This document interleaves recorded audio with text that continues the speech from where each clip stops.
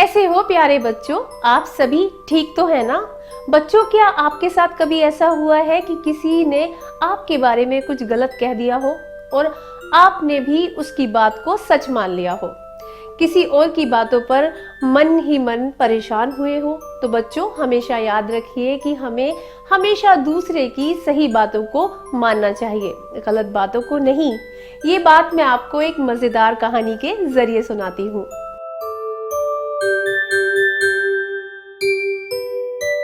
एक समय की बात है, दमदमा नाम की नदी में सोनपरी नाम की एक भोली मछली रहती थी। एक दिन सोनपरी नदी किनारे पर तैर रही थी। अचानक उसे एक आवाज सुनाई दी कि नदी का पानी कैसा है। ये बात सुनकर सोनपरी ने अपना सिर पानी के बाहर निकाला और देखा कि पेड़ पर एक बंदर बैठा हुआ है। सोनपरी मुस्कुराते हुए बंदर से बोली, पानी काफी अच्छा और ठंडा है। सोनपरी की बात बंदर को बिल्कुल अच्छी नहीं लगी, क्योंकि शरारती बंदर सोनपरी को परेशान करना चाहता था। बंदर ने सोनपरी से कहा, सोनपरी आओ, पानी से बाहर निकलो और पेड़ पर चढ़कर यहाँ का जंगल का सुंदर नजारा देखो।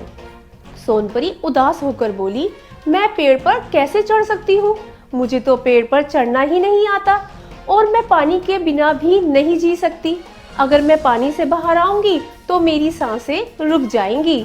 उदास सोनपरी की बातें सुनकर शरारती बंदर ने उसका जमकर मजाक उड़ाया और हंसते हुए बोला, अगर तुम एक पेड़ पर नहीं चढ़ सकती तो तुम बिल्कुल बेकार मछली हो। सोनपरी, तुम तो पेड़ से नदी का सुंदर नजारा भी नहीं देख सकती।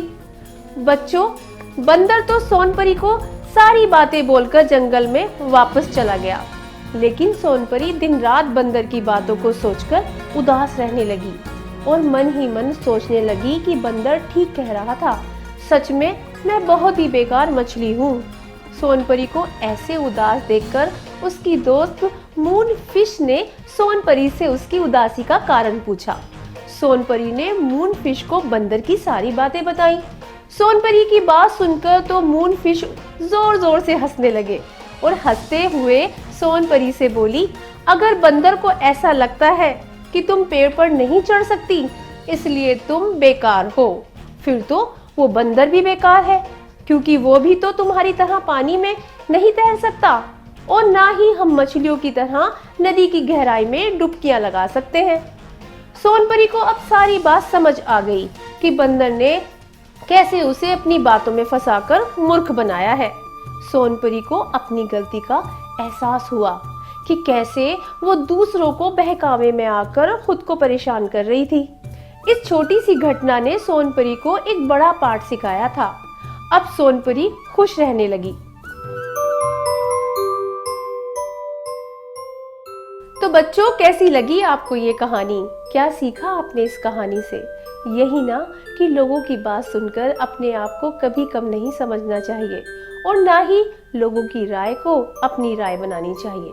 साथ ही हमें ये भी याद रखना चाहिए कि सबको भगवान ने अलग अलग बनाया है, सबको अलग विशेषता दी है, इसलिए हमें खुद की विशेषता को पहचानना चाहिए, ना कि दूसरों की विशेषता को देखकर खुद उदास होना चाहिए।